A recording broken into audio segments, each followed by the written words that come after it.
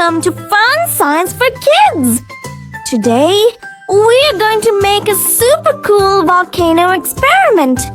Are you ready? Let's go! For this experiment, we need just a few things. Vinegar, baking soda, food coloring, and a little dish soap. Easy, right?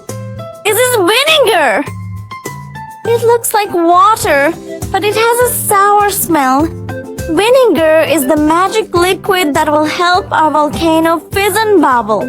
Say hello to vinegar. This is baking soda.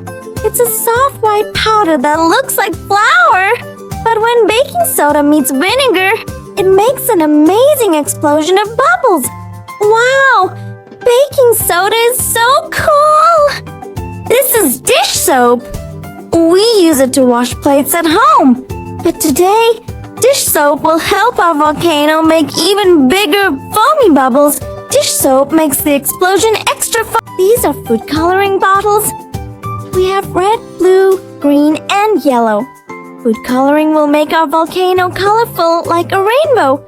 Which color do you like best? This is our little spoon. The spoon will carry the baking soda into the cup. Without the spoon, our volcano would be very tiny. Thank you, spoon. And here is our glass cup, our beaker. This is where the magic happens. We will pour everything inside the cup, and the volcano will start to fizz and bubble. Get ready. First, we pour some vinegar into a cup. This is going to be the base for our volcano. Now let's add a few drops of food coloring to make it colorful. And a little bit of dish soap. Watch the bubbles form. Here comes the magic. Let's add 1 spoon of baking soda into the cup and see what happens. Wow, look at that. The volcano is fizzing and bubbling over. So much foam. Isn't that amazing? So what's happening here? When vinegar and baking soda mix, they make a gas called carbon dioxide. That's what makes all the bubbles and foam. Science is awesome. Great job, scientists.